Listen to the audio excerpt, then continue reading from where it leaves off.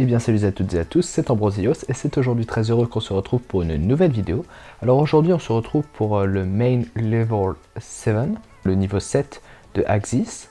Donc ce niveau est plutôt simple, il faut juste avoir quelques bases au niveau de ce qu'on appelle le SEO, le Search Engine Optimization, qui est en fait l'optimisation d'apparition dans les moteurs de recherche. Et donc en fait, si vous ne le savez pas déjà, je vous invite à aller voir ma dernière vidéo sur comment fonctionnent les moteurs de recherche. Mais en gros, il y a des robots qui parcourent le web en permanence et qui indexent les pages sans trop réfléchir en fait à quoi elles servent. Et vous allez voir que ça va nous être utile d'avoir cette petite connaissance-là. Donc ici, en fait, on se retrouve face à un champ username et un champ password. Si on fait show hint, il va nous parler en fait d'un petit fichier en fait qui permet d'exclure les robots de certaines pages. Donc là, faut être au courant un peu des conventions qui se font en SEO, c'est-à-dire que à la racine en fait de votre site web, vous allez placer un petit fichier texte qui va s'appeler robot.txt, dans lequel en fait vous allez lister les pages que vous voulez qui soient indexées, donc passer par le robot en revue, et vous allez aussi mettre les pages que vous n'avez pas indexées sur Google par exemple, et donc en gros Google n'ira pas visiter ces pages-là.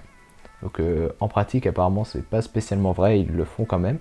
Mais voilà, donc en gros, à chaque fois qu'un crawler, un spider arrive sur un site internet, il regarde d'abord si ce fichier existe.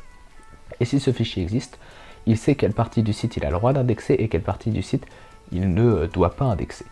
Donc on va aller voir comment ça se passe au niveau de la racine de ce site web. Donc on va mettre robot.txt, donc robot avec un S. Et là en fait, quand vous regardez les pages qui sont interdites, c'est disallow. Vous avez en fait ici par exemple cette URL levels extra user pass.txt, et donc on peut soupçonner quand on voit user pass que c'est quelque chose qui est peut-être en rapport avec notre niveau. Donc on va copier-coller ça dans la barre d'URL, hop, et on fait entrer, et qu'est-ce que vous voyez ici en fait vous avez deux champs. Là on peut imaginer que c'est le nom d'utilisateur et là le mot de passe pardon. Donc on va copier ça, on va revenir un peu en arrière sur le niveau, et on va tout simplement venir coller les différents users et le password. Et là, on va tout simplement envoyer.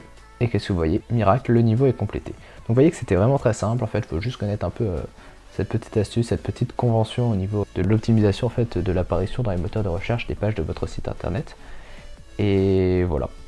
Donc je vous invite franchement à regarder comment fonctionnent les moteurs de recherche. Donc ça c'est ma dernière vidéo. Je vous mets de toute façon ça à la fin de la vidéo avec l'écran de fin qui fonctionne du coup sur mobile également. Donc voilà, c'est tout pour moi. N'oubliez pas le LCPA, like, commente, partage et abonne-toi.